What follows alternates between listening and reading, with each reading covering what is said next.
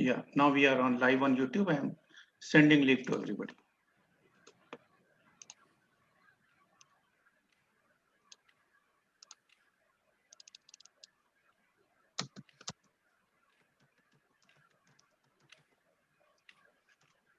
Shall I begin? Can I be audible? Yes. Yes. May I begin? Yes, please.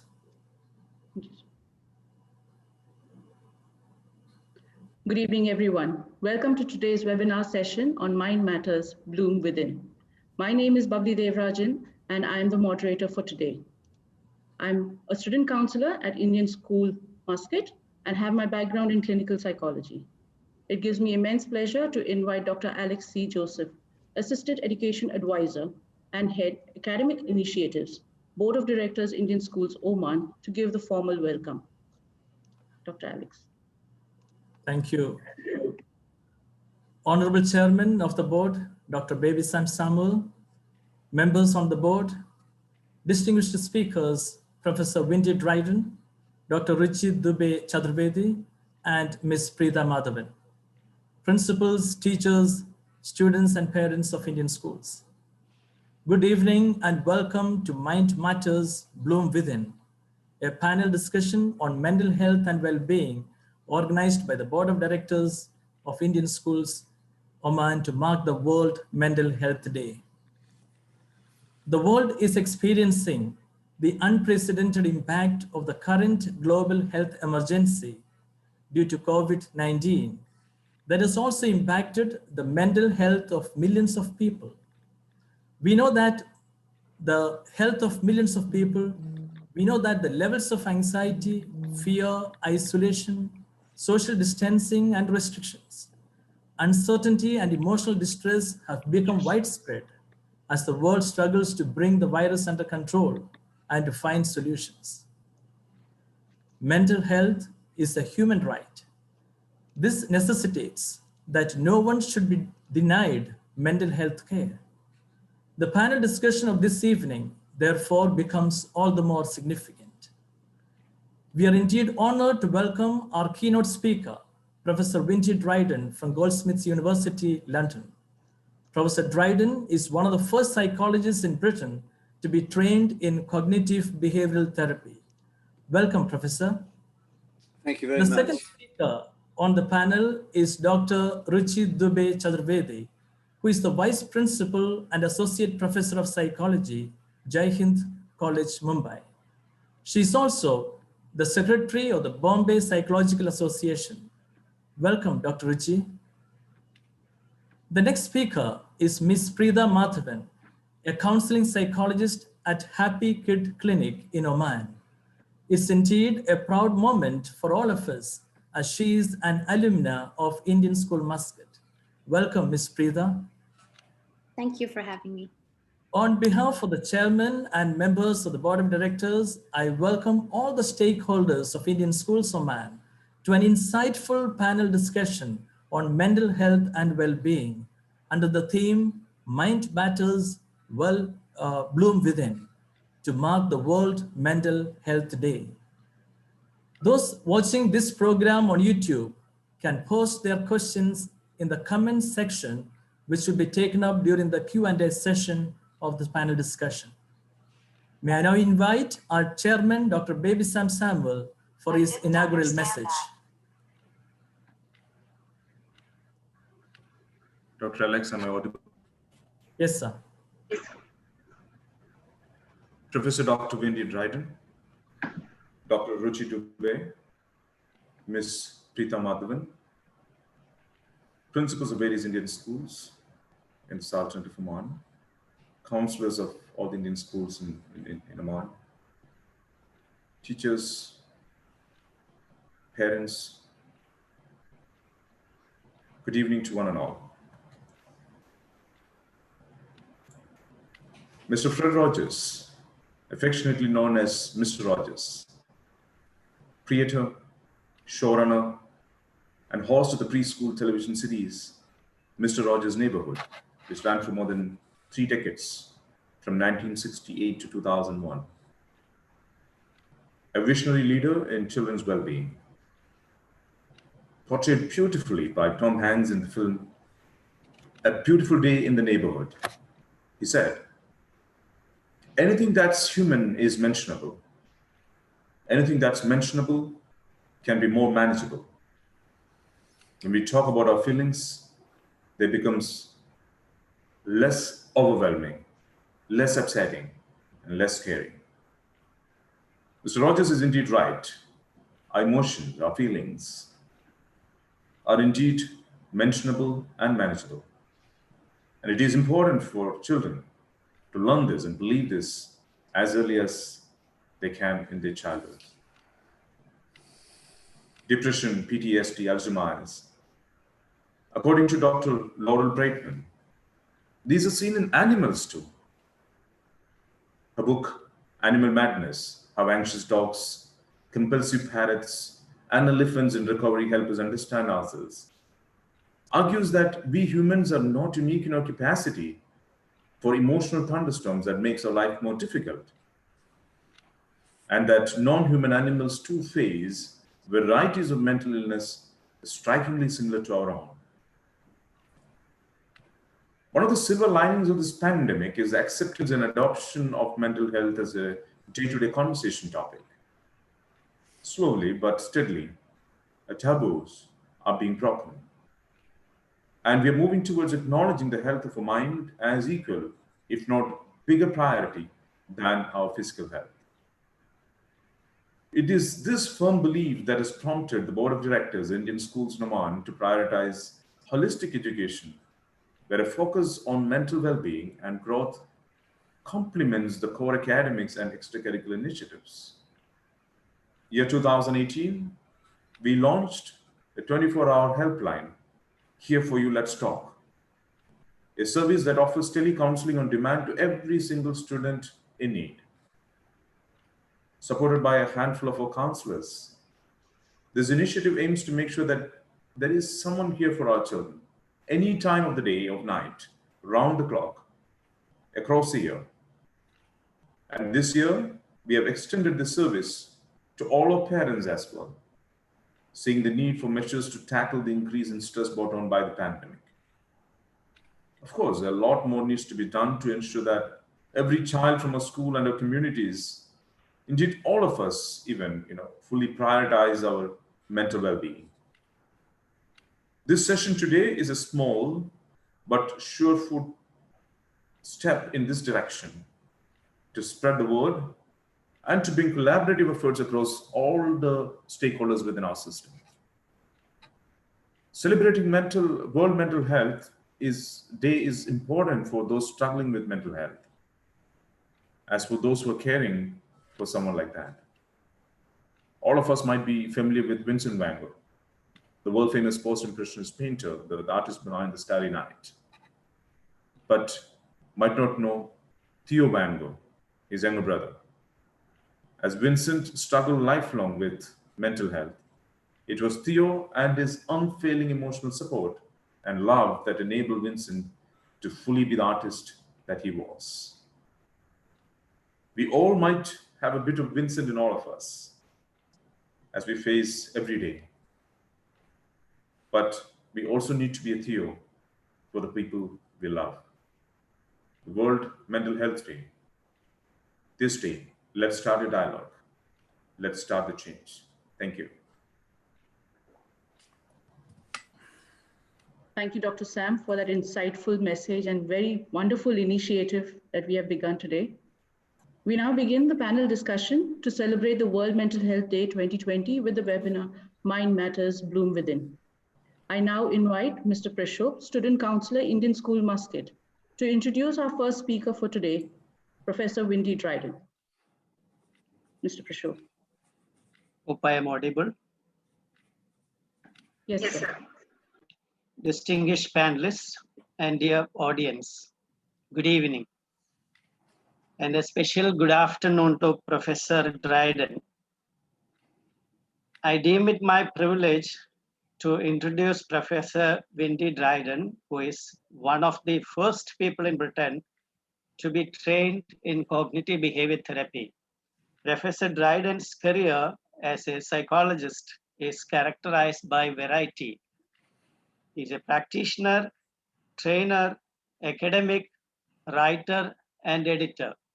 Professor Dryden has worked as a therapist in many settings, including in private practice, general practice, clinical psychology service, and in private psychiatric hospitals. Professor has been active in training counselors and therapists since 1975 and has trained therapists in many countries, including Britain, USA, South Africa, Turkey, and Israel.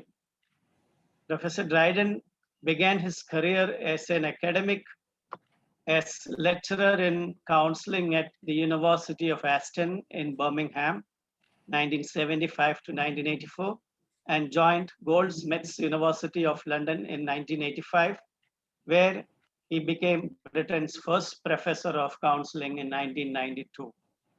He is now Emeritus Professor of Psychotherapeutic Studies at Goldsmiths and has held visiting professorships at University of Birmingham, University of East London, University of Westminster, and London Metropolitan University.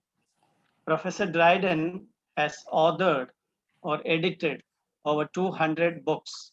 In addition, Professor has also edited 20 book series and was until recently the editor of the Journal of Rational, Emotive, and Cognitive Behavior Therapy. The staff, students, and parents of Indian schools in Oman are honored to have you as a speaker for this panel discussion, Professor. May I invite Professor Windy Dryden to share his views on single session therapy, providing help at the point of need. Over to you, Professor. Thank you so much. I appreciate that. So I'm just going to share my screen here and start my slideshow.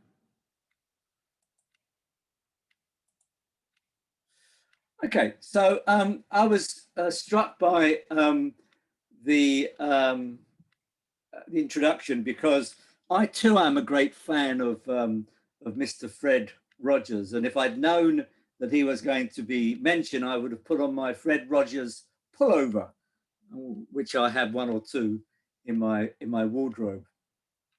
When I was invited to join the panel discussion, I think the one phrase that really caught my eye was the idea of making greater access to mental health services, because this is something which has been close to my heart for a number of years now. And I want to go over a short PowerPoint presentation introducing you to some of the main ideas and concepts and practices within single session counseling, single session therapy. I'll use the terms interchangeably. So my title will be Single Session Counseling, Providing Help at the Point of Need. So single session counseling sounds a bit counterintuitive, because those of us who are counselors have been trained to help people over time, and certainly much more than in one session. In fact, even today, the training of counselors does not really focus much on this single session counseling. So let's have a look at what it is. It's really an intentional endeavor where a counselor and client agree to meet to help the person in one session, knowing that more help is available if needed.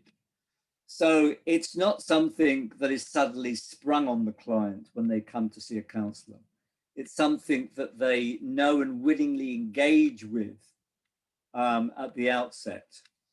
And this idea of single session counseling, which is one session, but more help is available, I think is an important point, because when you first hear the term single session counselling, you think it is just one session and no further help will be available, but that is not the case. So single session therapy or counselling is a particular mindset that we bring as counsellors to the work. It's not an approach. It's a way of delivering services, and counsellors from different approaches can practice it with the single session mindset. And I'm going to be talking about the single session mindset within the concept of providing help at the point of need rather than at the point of availability. And it best sits alongside other forms of counselling delivery. In terms of counselling agencies in the world, generally speaking, they will offer different services, and single session counselling best sits alongside such a sort of a multi-delivery approach. And it can be provided by walk-in or by appointment. I was interested to hear about the telephone service that you have recently set up, because I think sort of adopting a single session mindset to such a way of delivering services can be really quite important as well. I should say at the outset that I know very little about what particular counselling services are offered in Oman, but I'm going to be talking generally, and you can take and apply what I say to your particular context. So what is single session counselling? What is it based on? Well, it's based on the idea that the modal number, that means that the most frequent, the mode, as hopefully most of the students will know, in Oman is the most frequently occurring number in a series. So the modal number of sessions that clients have internationally is 1, followed by 2, followed by 3. For sure, longer term counselling does happen, but it is for a minority of clients. This is how clients tend to behave. And there is a disconnect between how clients tend to behave and how counsellors are trained. And so one of my passions is to really to do two things. One is to bring single session counselling to agencies in order to bring down waiting lists and waiting time, and two, to train counsellors and therapists to be able to offer these services in these agencies. The second principle it's based on, because you might think, well, look, if most people think that the counselling that they have is unsatisfactory, that's why they only come for 1 or 2 sessions. But that's not true, because 70% of clients are satisfied with their single session. Now, of course, that means that 30% aren't, and we do have to pay attention to that. But I think 70%, I hope you will agree, is a pretty good number. And the final point that is made is that counsellors and other mental health workers are not good at predicting who will attend for 1 session and who will attend for more. And therefore, to make an assumption that this client is going to come for however many sessions you offer them, they might, but they also might not. So why not start helping them in the very first moment of the very first session? So let's have a look at the more usual help at the point of availability. What happens, certainly in many agencies across the world, is a person decides to seek help, applies for help, and it contacts an agency and is usually asked to wait for an assessment session.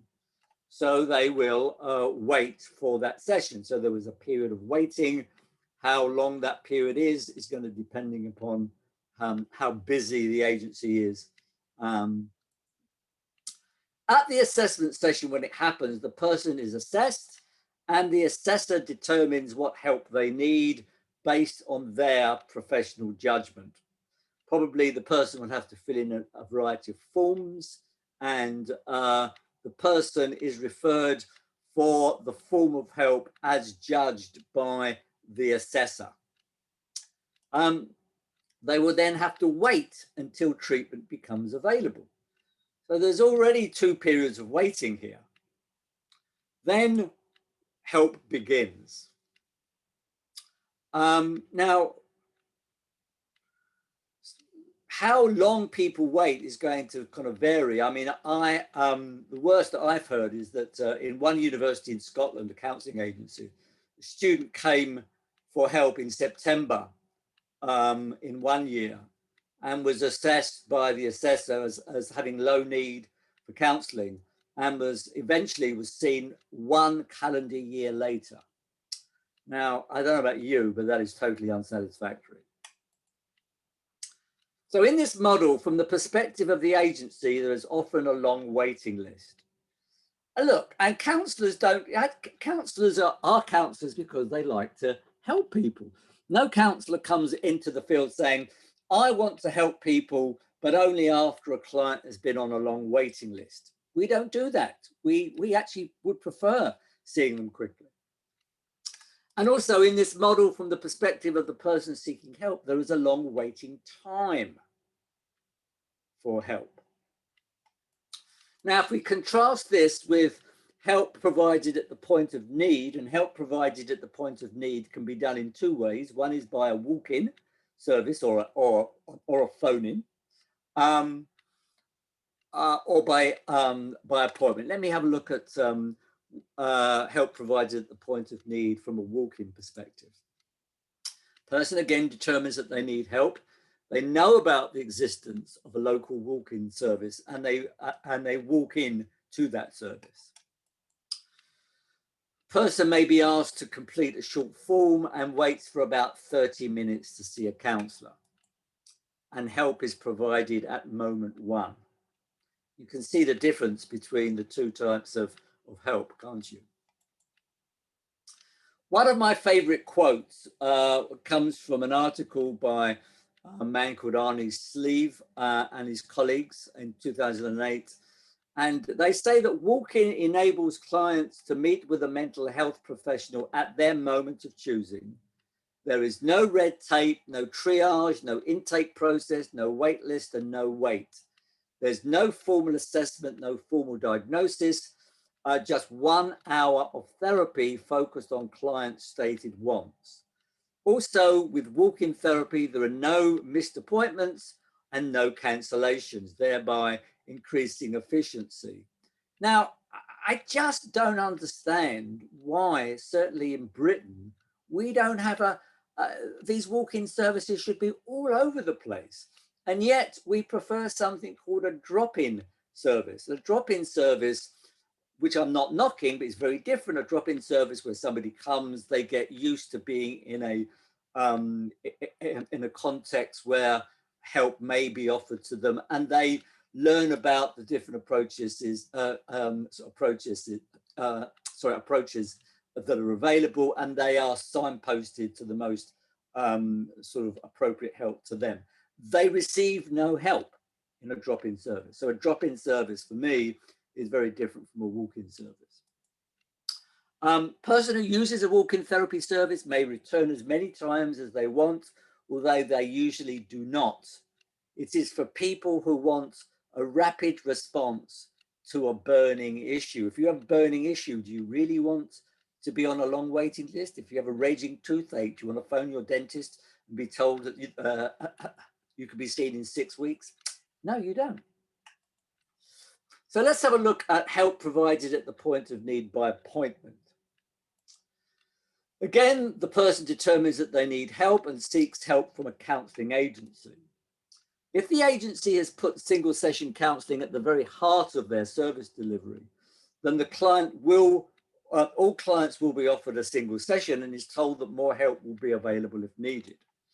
If the agency does not put single session counselling at the heart, but has it as a treatment choice, The different services may be explained, and if the person chooses single session counselling, again, it's explained to them that more help will be available if needed, and they are given a single session within the week, often within 2 days. Given a form to complete, which helps them to get prepared so that they can get the most from the single session.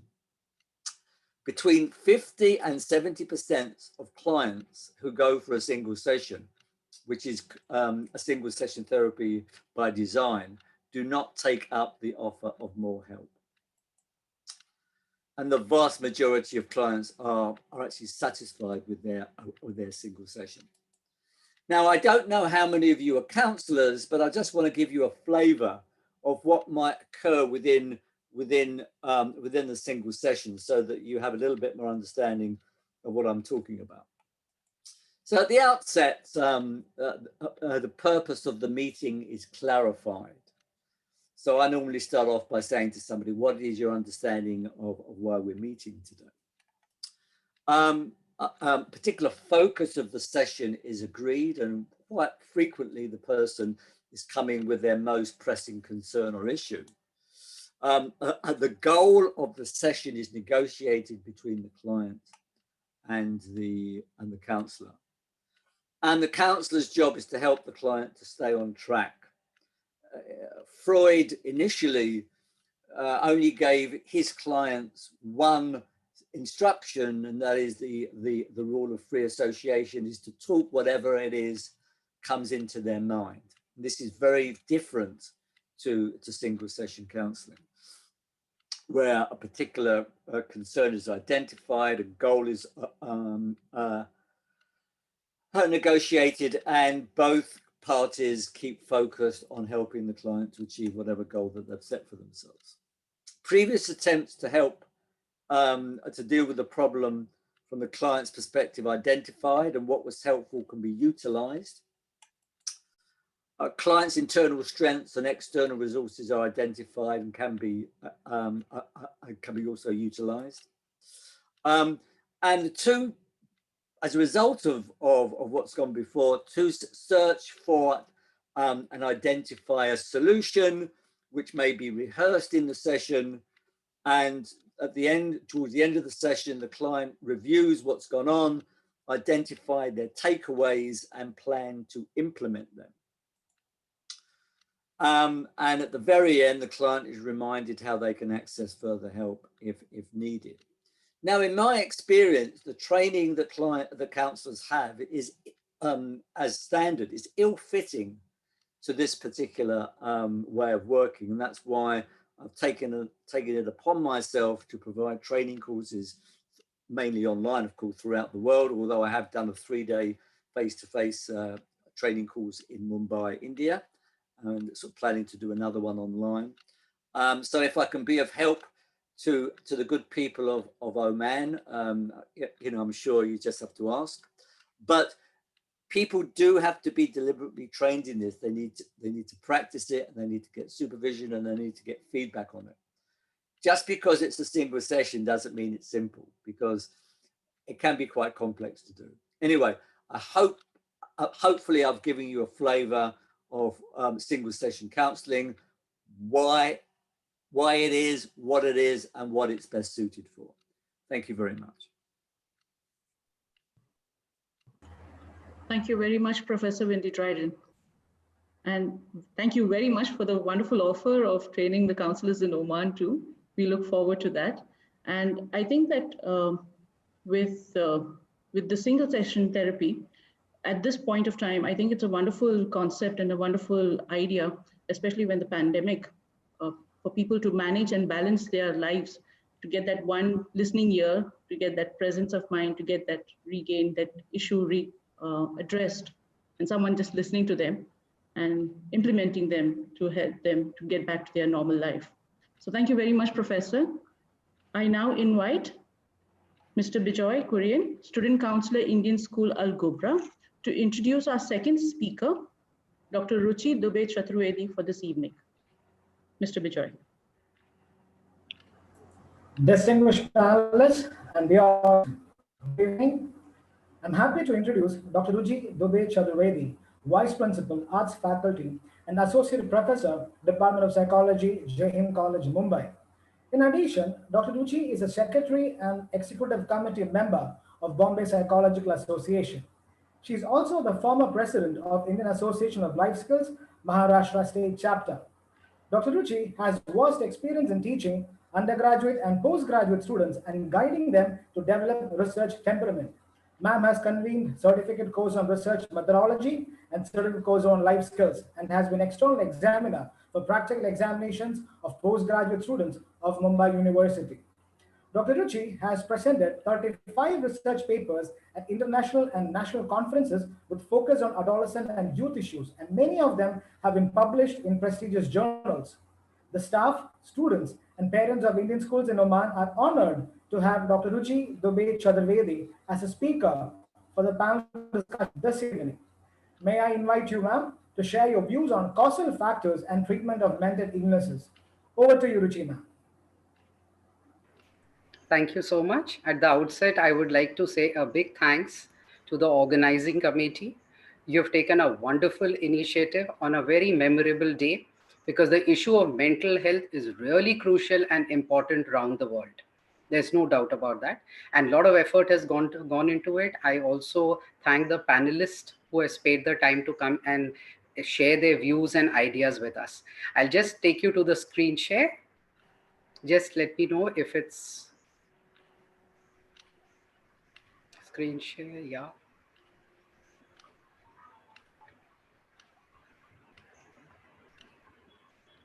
Yeah, sorry.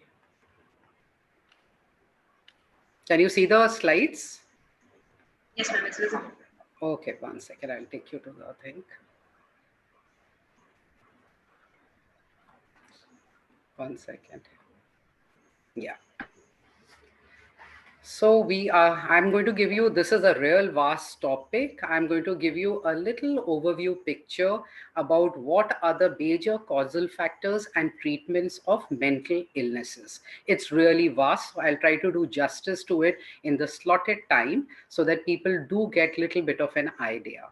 So going ahead with the endeavor, the presentation is divided into the basic classification which are there for psychological disorders.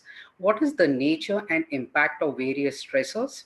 What are individual differences in the face of all these stressors? And what are the basic coping mechanisms which we can take up at our individual level? Now, for understanding of people who are practicing or jumping into the field of psychological disorders, to understand more, either you can refer to the Diagnostic Statistical Manual, the 5th edition, or you can also go by International Classification of Diseases, where you will get in-depth knowledge about the different categories in which the psychological disorders have been studied, investigated, and definitely DSM-5 has done justice when it comes to cultural sensitivity. Now, all these two classification system, a stress is on the fact that whatever type of mental disorder you are talking about, it is an interplay of 3 factors: the biology factor, the social aspects, and the psychological aspects. That's why we say that every single mental disorder has been understood through a bio-psycho-socio perspective. That means all these have to be considered when we are trying to understand a particular client. Now, there are various schools of psychology, like Professor Dryden just mentioned about the Freudian perspective. It depends on what kind of psychological disorder you are studying and what are the various schools you want to dwell on. There could be a basic biological perspective where you try to understand the biological and bodily physiological functions.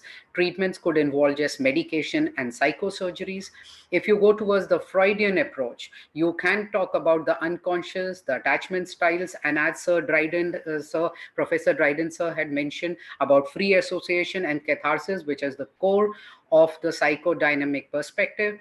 You can even try to understand it from a behaviorist perspective, where you talk about faulty learning experiences. You can, for treatment, use reinforcement, modeling, token economy.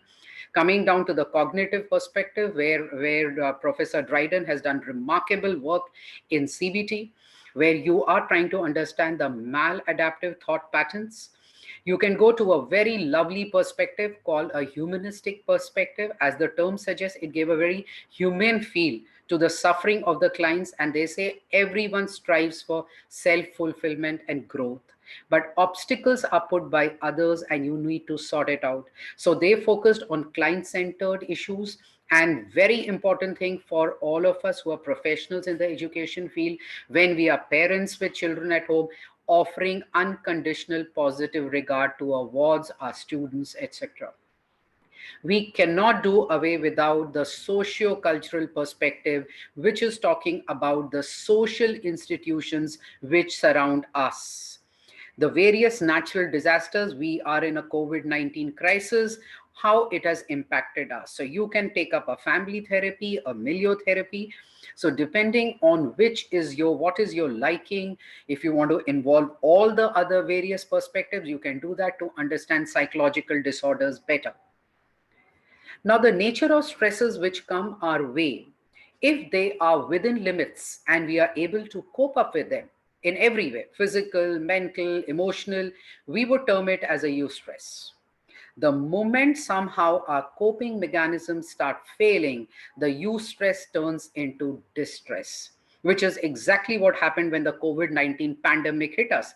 Most of us were taking it damn lightly in the world. We thought we'll be able to manage it. We did not realize that things were going out of our hand. When lives were lost, rampant all around the world, we realized that we are not able to cope up, and all of us were uncomfortable, we were distressed. Now, whether any kind of a stress factor is a eustress or a distress, everything depends on our personal appraisals. That means how are we looking at a particular situation? I'll elaborate on it later. Now, whenever we have stressors, important thing to remember, friends, is some bit of stress is required. If the stress is too low, what we are experiencing is boredom and depression. All the performances which we try to do will be inadequate. Conversely, if the stressors become little too high and persistent and they become chronic, then again it is sliding, our performance slides down and we are facing complete meltdown. Ideal for us is if we are able to maintain the optimal level of stress. That's when our performance is robust and perfect. So if it's in our hand, we should be able to moderate the stress levels and keep it just at the optimal level. Let's talk about some environmental stressors which every now and then have impacted us. A lot of catastrophic events which are again not in our control. The SARS virus, the COVID, the swine flu, the wars, hurricane, floods, for that matter, forest fire, which we keep seeing in the news nowadays. There are major life events also which stress us out. Mind you, even positive events, if too many of these positive events are happening at the same time, they demand too much of adaptability and adjustability from our side, and we might not be able to cope up with them. And of course, negative events do impact us. But the saddest part of it is, friends, that daily, day-to-day hassles which we encounter in our lives, very minor annoyances like frustrations, delays, irritation, missing your bus. For Mumbai, it's like missing your local train, minor disagreements with people either on the road or on the train or at workplace. These are all coming under the category called daily hassles. They are the ones which pull us down the maximum. Coming down to some other psychological stressors which are hitting us, impinging on us every now and then. The pressure of time limit, deadlines, some kind of a performance pressure where certain expectations from us are weighing us down, and somehow we are not able to manage all of them. Especially if people like us who are working, we have families, you have multiple roles to play. At what front you have to make a compromise in lieu of some other place where you have to put in your full efforts. It's a big pressure for all of us. A very important factor in our life, friends, is when you feel that things are not under your control. The moment your self-control starts slipping, exactly what happened with this pandemic, which we are still experiencing. I mean, people who have took all the precautions, if you see all the political leaders in the world who have come down with COVID, it was a shock for them as well as us, because with all precautions taken, somehow they came down with the COVID crisis. Then comes the another psychological stressor is frustration. You have set your goals, you are going, the path is clear for you, but some hurdles and obstacles keep coming our way. It builds frustration. And of course, as we are social beings, we are constantly in social interaction. Conflicts are part and parcel of our lives. Whether it is intrapersonal conflicts within us, or you are having conflicts with people around you, conflicts are there to stay. All these together bring about a factor in our lives which we cannot escape, but we should learn how to manage, called psychological stressors. There are, of course, individual differences and the way we react to stress. A very beautiful concept is the different personality types. I'll explain to you with a very, very beautiful example. In a particular society, the society has decided that they are going to organize a fair and they want people to bring up any kind of stalls and sell whatever they want. So there are four of the people here, Mr. A, Mr. B, Mr. C, Mr. H. They all decide that we are going to set up a stall and sell lemonade. Now, if a person has got a personality A type, they are go-getter. They are at it from the word start. They have got multiple goals, one after the other, many of them operating together, and they just don't know how to rest and take it easy in life. So they will be the best, they will set up the best stall, everything pre-planned, going smoothly. Little minor error, little minor problem there. They lose their cool. They throw away their lemons and they walk away, and they might even have a minor heart attack in the process. Then in contrast, you have type Bs. Absolutely relaxed, no hurry. They will start the last. They will pick up the lemons discarded by Mr. A. It could be Ms. A also. No gender biases here. They will make the lemonade for themselves, enjoy it and gulp it down, and they'll be happy. Then you have the personality C, the distress type. For them, every situation is hopeless, helpless. They don't know how to go about it, how to set the stall, but they will not open up, they will not express themselves, and they'll keep fuming within. And this type of personality has been implicated for people who will be prone to cancer later. Now, what we are interested in, the hardy people. Their commitment, control, and challenge is all in place. All the three C's is there. And what do? They watch the scene, they observe, they pick up the lemons, they make lemonade, they sell it, they make money, and they might build a business empire for themselves and a franchisee too. So individual differences will emerge in the face of every stress as well as you stress, how different personality people are going to adjust to the situation. Another important aspect is a very important GAS. This is known as General Adaptation Syndrome, a very, very common thing which is part and parcel of psychology, where they say there are a lot of physiological changes which will help us in the times of stress to cope with the stress. It's an inbuilt default mechanism in our body. The moment body environment detects any kind of threat, there is an alarm phase which is set in our bodies. There are various physiological changes which will start happening to make us cope with the threat. And all the bodily mechanisms are going to be taunt, ready to fight, and we'll be at a peak. So at this point, there are two decisions which an individual will take. Either he fights the situation or he flights and runs away. Now, this is good when it comes to acute stressors which are there. They come and go. Problem starts when the stressors prolong on and on and on. How long can your body help you out in such a situation? Have you thought? So gradually we start slumping to an exhaustion stage. And there comes the problems here: hypertension, diabetes, suicide, various other bodily problems. Why? Because the body is completely exhausted now. There are other physiological reactions which are relevant to chronic stressors. And we are, mind you, in a stage where we are facing a chronic stressor called COVID-19 pandemic.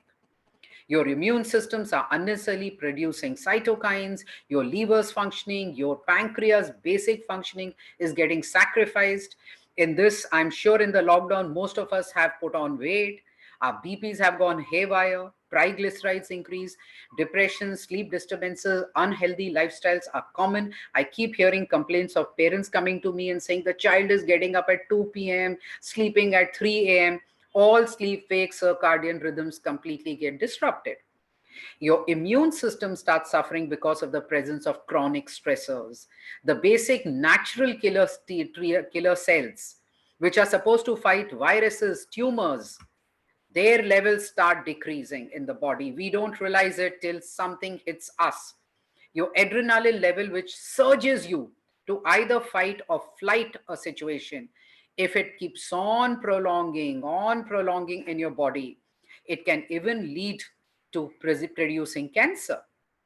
The adrenaline and noradrenaline even damages the tips of a chromosome, mind you, the telomeres. And these telomeres are very important for us. The moment the damage is done, at some point of time when the damage gets accumulated, they just start giving direction, genetic coding to cells to just multiply madly, which is nothing but cancer.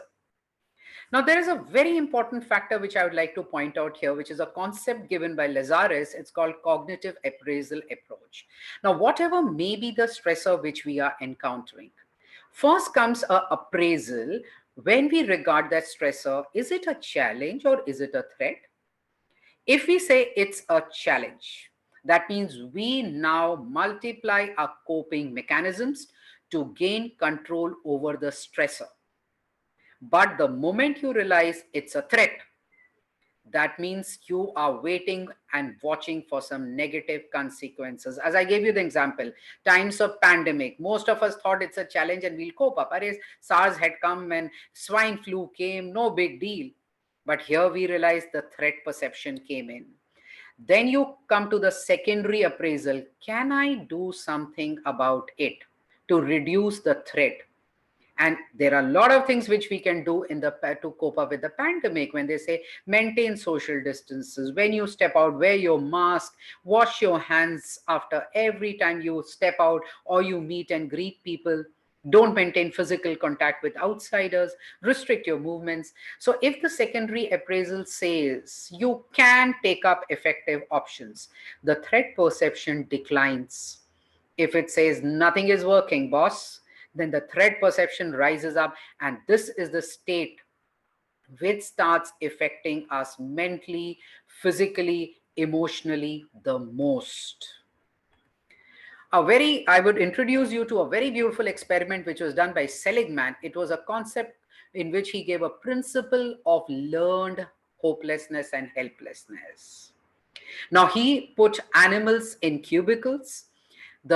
This group of animals and this group of animals only differed in terms of the fact that when mild electric shocks was given to them from the grid down, from here it was given, there was some arrangement of a button which could be pressed. Of course, the animals don't know that the moment the electric shock is given and they have to press this button and the electric shock gets terminated, they are not aware of it. But in the fear, when they start fidgeting in this small area, accidentally the button gets pressed and the electric shock gets terminated. Now, the duration and intensity of the electric shock was similar to this particular group, in which there were no buttons which could be pressed for the animals to escape. Now, this group of animals became smart. Very quickly, initially through trial and error, they learned the fact that the moment the electric shock is given, they can press the button and the electric shock gets terminated, or they can jump to the other part of a compartment and there is no electric shock there. When these people, when these organisms were put in a different setting, and they try to see what is their behavior when electric shock was given to them, again, very mild electric shock, they realized those who didn't have a control of the situation, that means minus the button situation, they just sat in a corner, They expressed fear and they did not make any adaptive behavior. But the ones who learned to take control and charge, to learn to abort the electric shock very, very actively, they were hunting ways and means to escape from the electric shock. There was another compartment to which they could have jumped to escape. These never tried. These tried and managed and succeeded. So that is the concept of learned helplessness and hopelessness. If you lose hope and you feel you are helpless in a situation, your body, mind will not support you to find any adaptive functional behavior. There is another model I would like to introduce you to, which is diathesis stress model, which is used a lot in clinical psychology. There is definitely some kind of genetic vulnerability which differs from individual to individual regarding their vulnerability and susceptibility towards certain disorders, certain problems, could be chromosomal, could be genetic or whatever. Now, these are the people who are generally vulnerable whenever any stress hits them. To understand very, very simply, a person is born with a problem of asthma.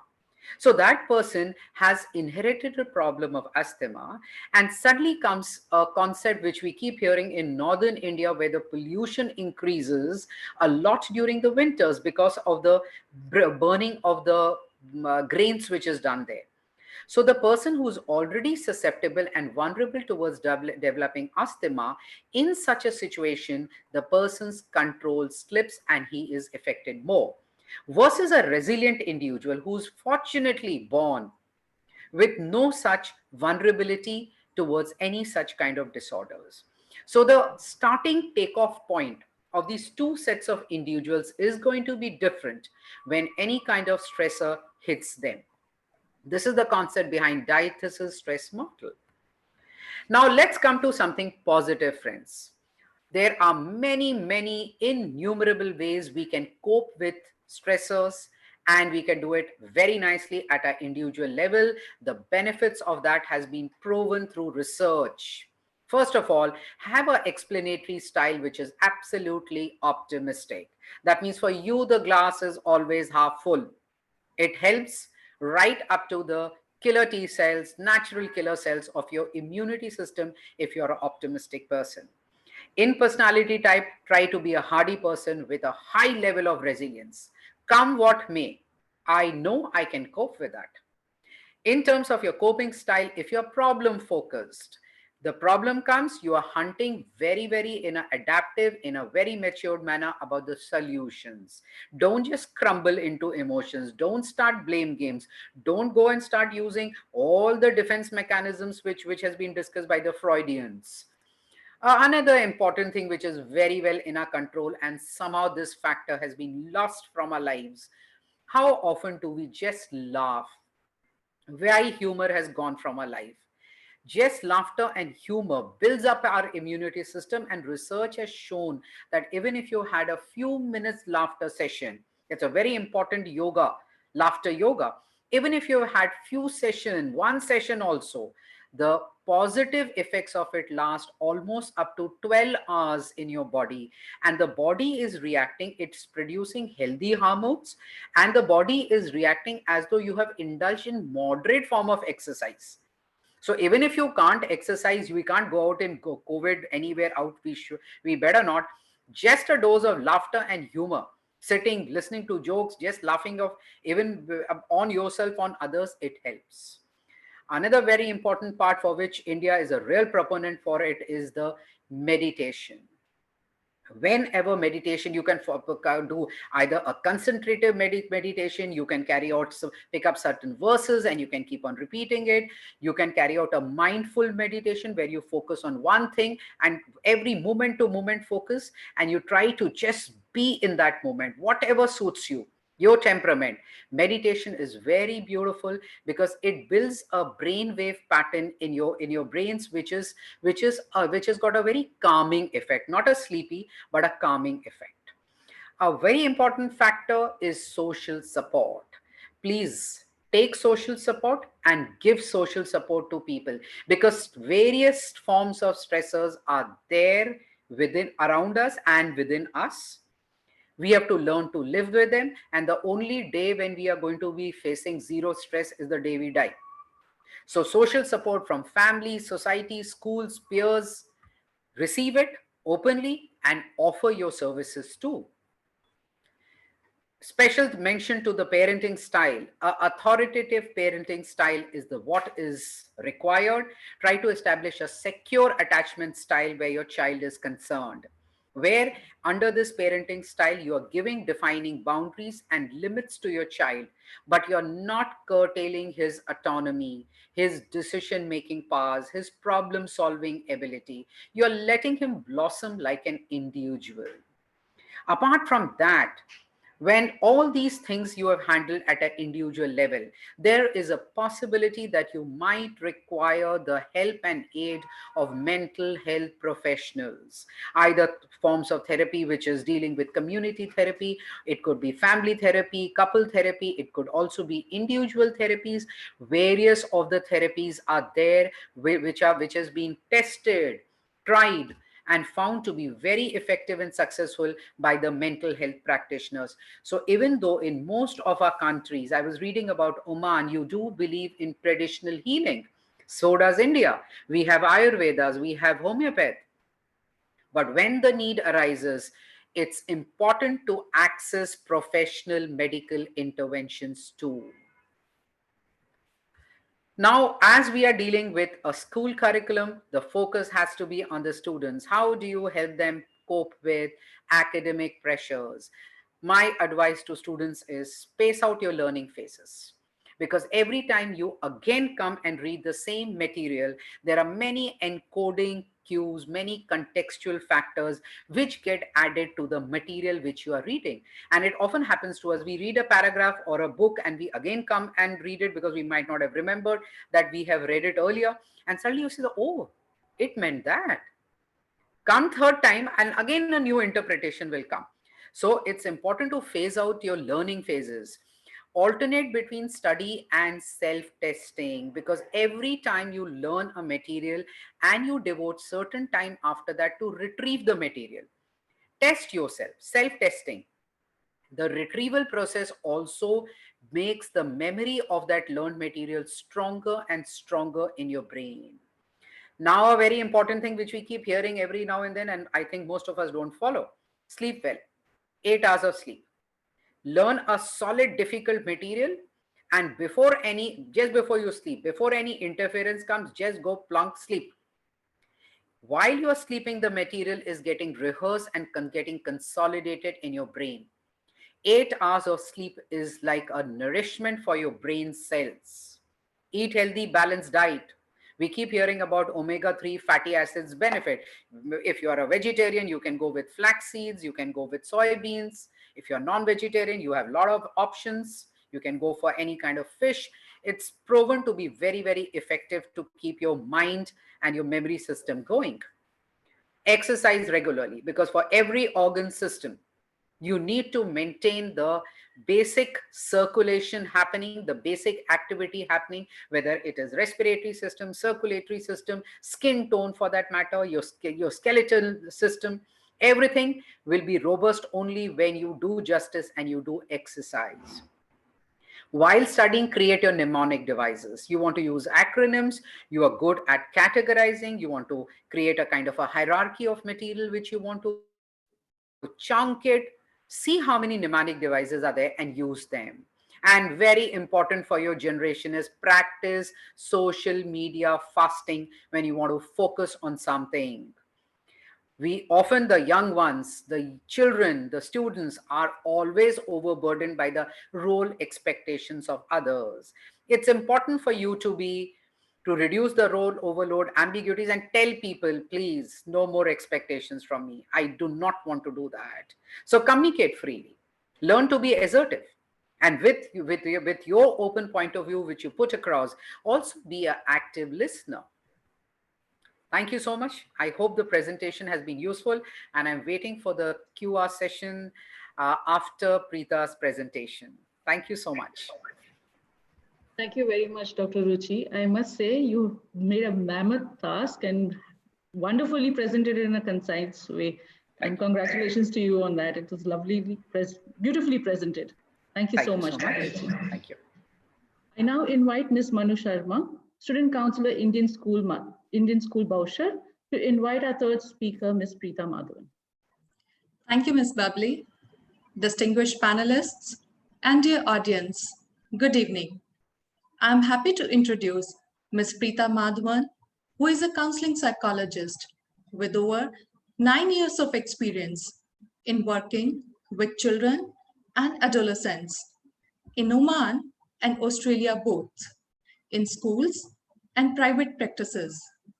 She is a master's degree holder in counseling psychology from Monash University in Melbourne and currently works at Happy Kid Clinic in Oman. Ms. Preeta is a member of the Australian Health Practitioners Registration Agency. She is certified in the delivery of Autism Diagnostic Observation Schedule, a multidisciplinary diagnostic assessment of autism spectrum disorder. Ms. Preeta's work involves providing counseling support to children, adolescents, and their families, as well as cognitive, educational, and developmental assessments of children and adolescents. Most importantly, Ms. Preeta is a proud alumnus of Indian School Muscat. I take pleasure in inviting her to share her views on creating awareness and enhancing acceptance of counseling and mental health interventions. Over to you, Ms. Preeta. Thank you very much, Manu, for that introduction. And thank you to everyone for having me here. It's definitely an honor to be able to give back to the school that I graduated from. So today I would like to talk about creating awareness and acceptance of counseling as well as mental health. It's a topic very dear to my heart, and it's something that I strive to achieve in my work every day. Today being World Mental Health Day, mental health even today is considered a basic human right. It still continues to be the most sidelined area in public health.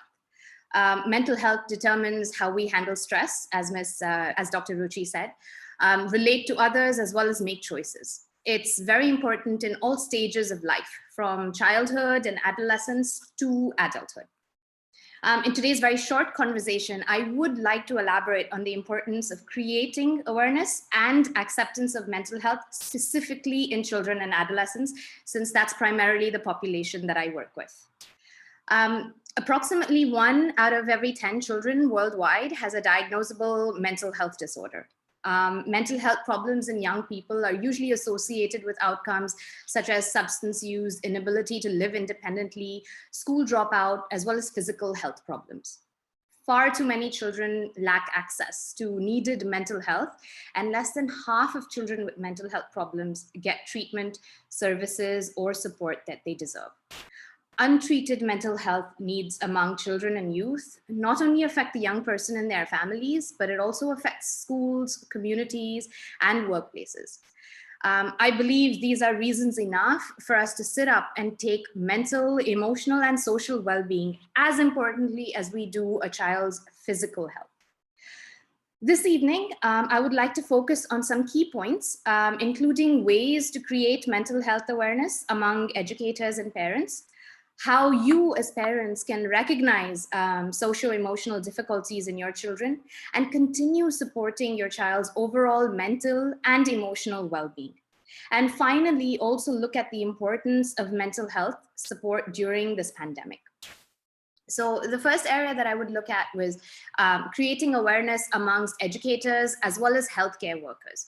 I think we'd all agree here that primary healthcare workers as well as schools must consider mental health to be as important as physical health and learning problems. Programs are required at schools, at workplaces to help parents and educators learn the best ways to encourage healthy social, emotional, and behavioral development. Some of this was touched upon by Dr. Ruchi, and programs such as this are the need of the hour. It is imperative that we foster great awareness of early warning signs. Did you know that most diagnosed mental health conditions in adulthood, the symptomology can be traced back to childhood and adolescence? So conditions such as depression, anxiety, the symptoms can be traced back to as early as 16, 17 years of age. So early identification of mental health problems needs to be encouraged at the preschool level, at from kinder to grade 12, as well as in healthcare sectors, regular pediatrician visits and things like that. Now, I understand my primary audience are parents, so I do want to talk about how can we create this awareness amongst parents. A simple way to remember, some of the signs that you should be looking out for is with the acronym MASK. So the M stands for mood.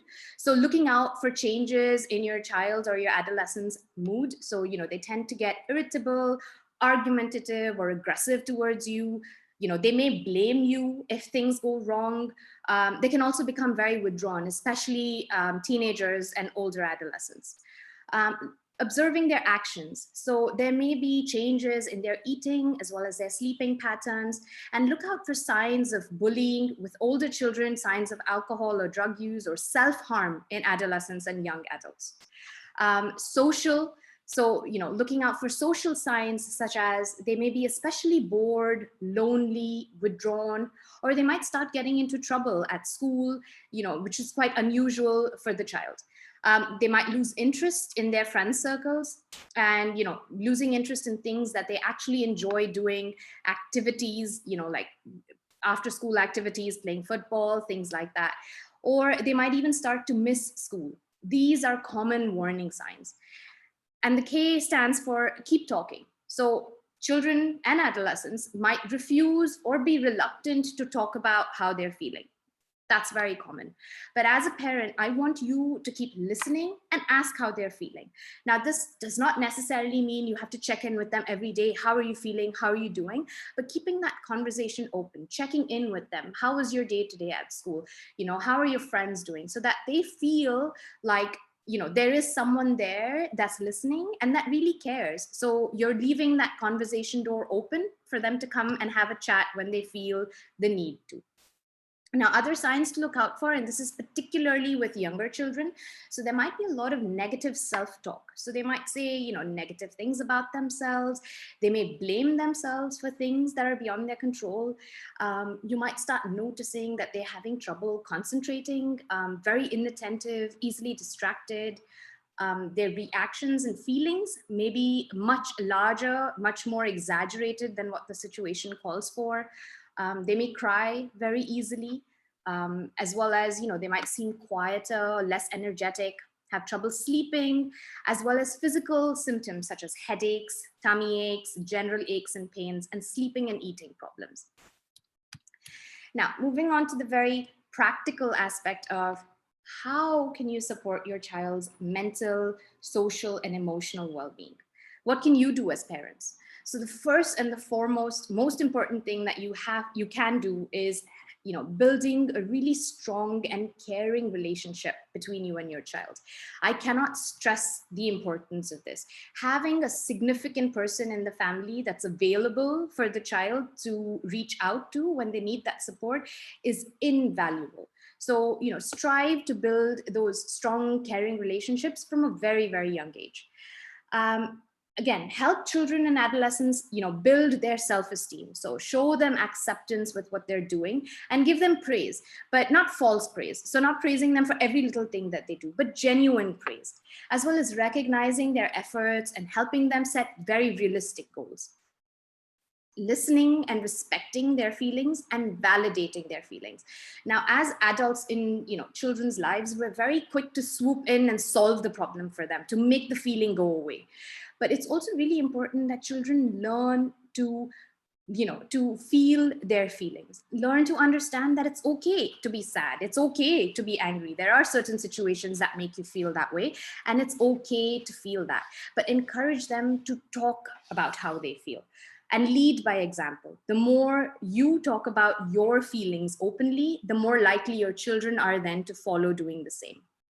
And with older children, if they don't want to talk to you, or they're not comfortable talking to you, that's okay. Accepting that, but finding then someone who they are then comfortable talking to. So that may be reaching out to the school, reaching out to private health clinic, but finding them someone that they are ready to speak to. Also, creating safe and positive environments at home, ways in which you can do that are monitoring their social media usage. So both the content, so what they're viewing, as well as for how long are they spending on social media. And, other things such as be careful when you're discussing, family matters such as finances, illness, especially now during the pandemic, there are huge, lots of families have lost their jobs, finances have been cut down, family members are getting sick, but being careful about, discussing this in front of children, because children, when they don't understand, they respond with fear, they respond with anxiety. So we have to be really careful about what we're sharing with them. And also setting reasonable expectations and boundaries, being reasonable with the amount of time that they get to spend with their friends, that they use social media, internet, etc. Again, now during the pandemic, we're all confined to our homes. Older children are not allowed to go out and meet their friends. So important to remember that social media, through WhatsApp or Instagram, is their way of socializing. So, being realistic with how much time you allow them to spend. So not being too restrictive, but also, having certain boundaries in place. And then again, teaching them to look after their physical health. So, stressing on eating healthy, cutting out on sugary drinks, exercising, and staying physically active. This is another one where you have to lead by example. If they see you making the right choices, it's more likely that they will then make the right choices. Now, I think all of you will agree with me, 2020 has changed our lives as we know it. Yeah, some of it for the better, some of it for the worst. Now, one of the upsides of this pandemic is the realization of the significance of mental and emotional well-being, and the opening up of platforms such as this one to have this conversation. Prior to this year, awareness and acceptance of mental health well-being was mostly on the back burner. And I speak specifically for Oman, whether it's at workplaces or at schools. These types of conversations were mostly avoided, at the dinner table or in the classroom or, in your work cubicle, unless the condition severely impacted one's ability to function in daily life. No one really talked about it. But the current situation of social isolation has indeed had a very negative impact on social as well as emotional well-being for both adults and children. But this has, however, created a situation where it's absolutely now necessary to address these concerns, and thereby making it more acceptable to talk about mental health more openly. When I speak of schools, schools have been turned on their heads with how they're meant to support their students' needs, both academically and emotionally. No one was prepared for this kind of remote learning. But it's very pleasing to note that a lot more schools in the Sultanate are now taking the initiative to develop and establish a well-being strategy with a focus on social and emotional well-being. Like Dr. Baby Sam mentioned, the telehealth counseling. These are the kind of initiatives that schools are now taking, into consideration and laying more importance on. The attitudes among parents as well has, appeared to have favorably changed, where they're more aware of their child's social emotional difficulties and are more accepting of seeking help for their children's difficulties. And they also see it as important as physical health and academic achievement. I believe schools are also more adept at recognizing emotional difficulties and are more proactive in making referrals, whether that's to the school counseling department or to an outside professional. I feel like, now the conversation is turning in the right direction. The goal of this year's World Mental Health Day campaign is increased investment in mental health. Keeping this goal in mind, the takeaway from today's discussion is that we as a society need to talk more often and more honestly and openly about mental health and well-being as an important factor of our child's overall health. And with that, I would like to conclude my conversation today. Thank you. Thank you, Ms. Preeta. It's a lovely message that you have given. It is very true that from this year, we should take the takeaway should be that we should be more open to listening and caring. Thank you very much. We now move on to the question and answer section. I am mindful of the time. So we would just have enough time to take at least one question to each of you, if that's fine. Okay, so to begin with, Professor Windy Dryden, there is a question from the audience. Here in Oman, under the aegis of the BoD, we have started the round-the-clock counseling helpline for students and parents. In your opinion, can the SST be implemented in telecounseling? So your mic is please switched on. You're muted.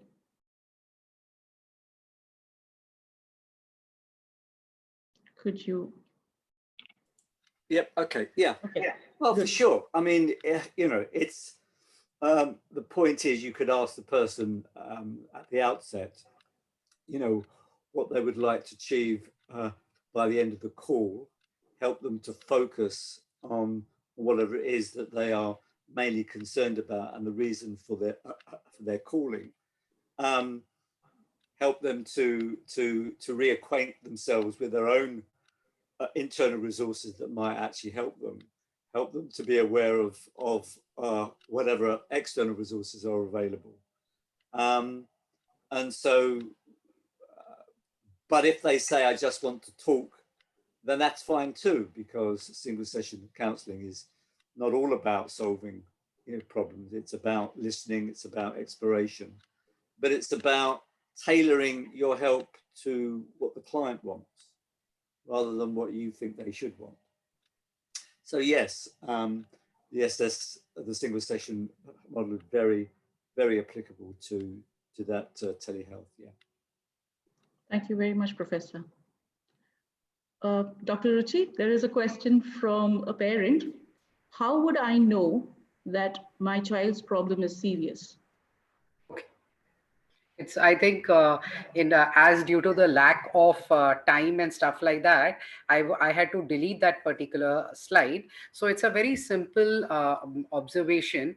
If the person is showing certain type of symptoms, which others might be telling that this is very atypical, and something which you might also be observing in that particular person, as long as the person is able to fulfill his daily commitments, life schedule perfectly well, and the person is not showing too much of distress or discomfort from these symptoms, you can just ease off a bit. You can be observing. You can best is to go for an intervention, but there's nothing to overreact to. So you call a disorder, first of all, everything which is a normal or something which is abnormal, it is all contextual based. It's based on the race, society, family, religion, community you belong to. So there is some other community which says this is not done, and some other community say this is it, this is the way it is. So till the things are not distressing the individual, and you feel that the person in every way, through psychological, emotional, physical way, the person is able to manage their life, there is nothing to overreact. But you have to be, as a parent, a very keen observer of your child. And as Preeta has stressed, everything, mental health starts building from the home, confines of the home. And if wherever parents have got created fantastic bond with their children, very open, very two-way process. You are giving communication, but you are equally open to getting feedback from your kids. Wherever that is there, that particular type of relationship will go a long way, and you needn't overreact to every single idiosyncratic behavior which you notice in your child, or which others notice and try to tell you, oh, this is not done. Don't overreact to it. That's it. Thank you, Doctor. Ms. Preeta, I'm going to combine two questions for you. The first is from a third grade student. He or she would like to know, from what age do you provide counseling from? At what age?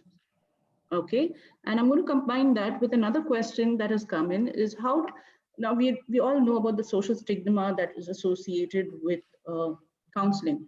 And how do we prepare parents? How can we prepare parents when they approach for counseling, and how do they prepare the child when they come for counseling? So if you could please throw some light over here. Okay, so I will answer the first half of the question. So the question was specifically as to what age group do I see? Yeah. So what is the youngest age group that I see, or do you mean generally for counseling? In general for counseling. Okay, so there, depending on the mode of therapy, the age would differ. So something like play therapy could be started as young as 3 to 4 years old. Which is also a form of psychological intervention. But if you're talking about, cognitive behavioral therapy, then you'd need the child to be a little older for that. So I would say about 6 to 7 years old would be an ideal starting point. So talk therapy, the child would need to be a bit older, but play therapy can be easily done with children as young as 3 to 4 years old. Yeah. And now answering this, sorry, can you repeat that? Because I've completely forgotten the second half of the question. Okay. The second part of the question is that since the children, even parents are a lot conscious about when they're visiting a counselor, what would you suggest is how do we prepare them? How do parents prepare them that they go for counseling, or how do parents prepare themselves that their child needs counseling? Yeah. So that is actually a question that I get asked quite often when parents come in to see me for a consultation. So how do we now tell our child that they need to come in and seek help? So my advice to parents is always be honest and explain from the get-go why we're seeking this. To look at it as a team approach, that we're all in this together, we're all invested in it. It's not that you have a problem that you need to solve. It's we as a family are not able to solve this, and therefore we're going to seek some professional help, so that we as parents know how we can support you, and you as a child learn self-coping mechanisms to be able to support yourself. So that's what I usually tell the parents. And with the stigma involved in parents coming in to seek the counseling, now that is something we battle with every single day, especially in collectivist cultures such as Oman and India. What I say is, at the end of the day, mental health is as important, if not more important, than physical health. So if you're not embarrassed to go to a doctor because you ate too many sweets and now you have diabetes, why should you be embarrassed to go to a doctor because you're struggling with anxiety or you're struggling with mood disorders? That's true. That's true. Thank you very much. Professor Dryden, may I ask you one more question? Sure. Okay. WHO talks a lot about psychological first aid and promotes and advocates psychological first aid.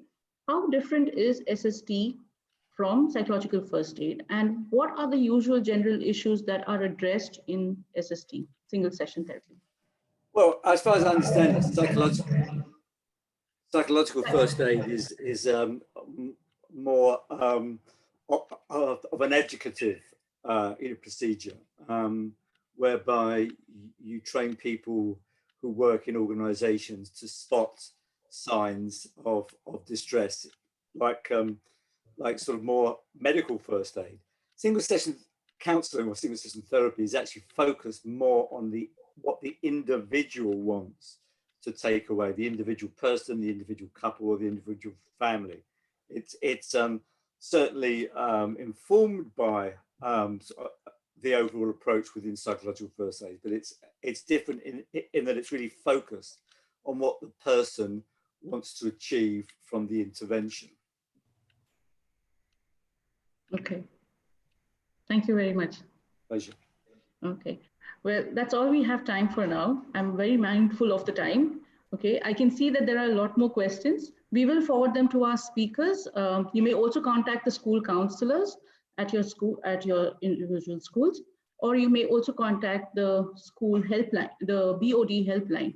It's a 24/7, 365 days. Here for you, let's talk. It is managed by efficient counselors. So feel free to contact the number. The number is 90-990-444. I repeat, 90-990-444. Okay. Everything that is shared on this helpline will be completely confidential. I take this time to invite Ms. Anumol Lins, student counselor at Indian School Al Mabela, to give the vote of thanks. Anumol.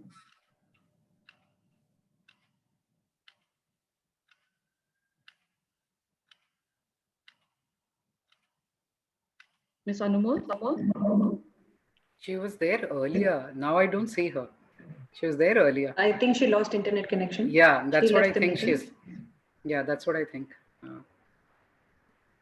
Let's wait. Second.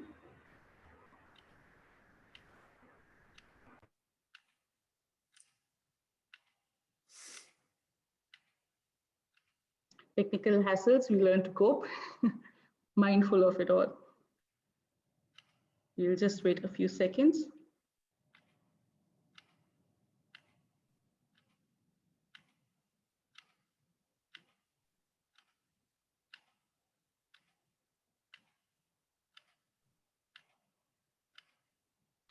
Well, I guess there is some issues, technical issues, so I'll take the honor of proposing the vote of thanks. Okay. Honorable Chairman, Dr. Baby Sam Samuel, esteemed members of the Board of Directors and School Management Committees, respected principals, staff, students, and parents of the Indian schools. World Mental Health Day is not just a one-day event. However, the panel discussion we had this evening provides us with the opportunity and advantage to hold the attention of everyone to ensure action for greater attention for mental health.